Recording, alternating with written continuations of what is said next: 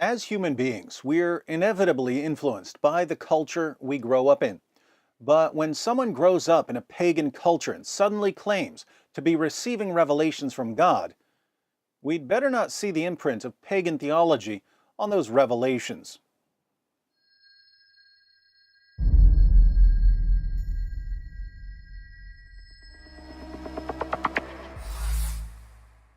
During the time of the judges and the kings of ancient Israel, the Jews often turned to pagan gods and pagan forms of worship. But by the first century AD, the time of Jesus and Paul, the Jews were done flirting with false gods. They had utter contempt for the beliefs and practices of the pagans. The Apostle Paul had a strict Jewish upbringing and would have therefore shared the general Jewish view of polytheism.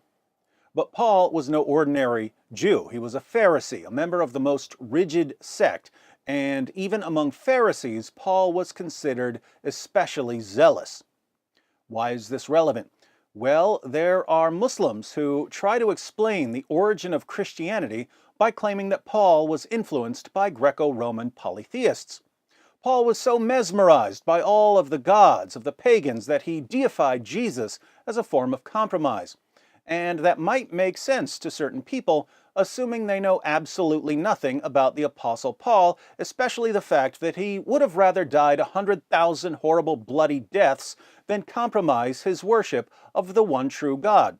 Paul became a Christian because he met Jesus, and his encounter with Jesus caused him to re-examine Old Testament prophecies about the Messiah, ultimately convincing him that the law and the prophets were all looking forward to the life, death, and resurrection of Jesus. There's no room in Paul's reasoning for even a hint of pagan influence.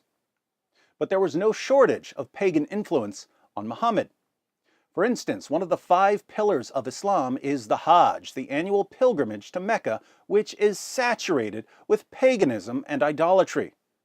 Before Muhammad conquered Mecca, the pagans would take a pilgrimage to Mecca, where they would visit the Kaaba and walk around it 7 times. They walked 7 circles around the Kaaba to honor the 7 planetary deities which they believed circled the earth. They would kiss the black stone, one of the many stones in the ancient Near East that received worship. They would run back and forth between the hills of Safa and Marwa. Remind me, what do Muslims do when they take the pilgrimage to Mecca? They visit the Kaaba and walk around it 7 times, just like the pagans did. They kiss the black stone, just like the pagans did. They run back and forth between the hills of Safa and Marwa, just like the pagans did.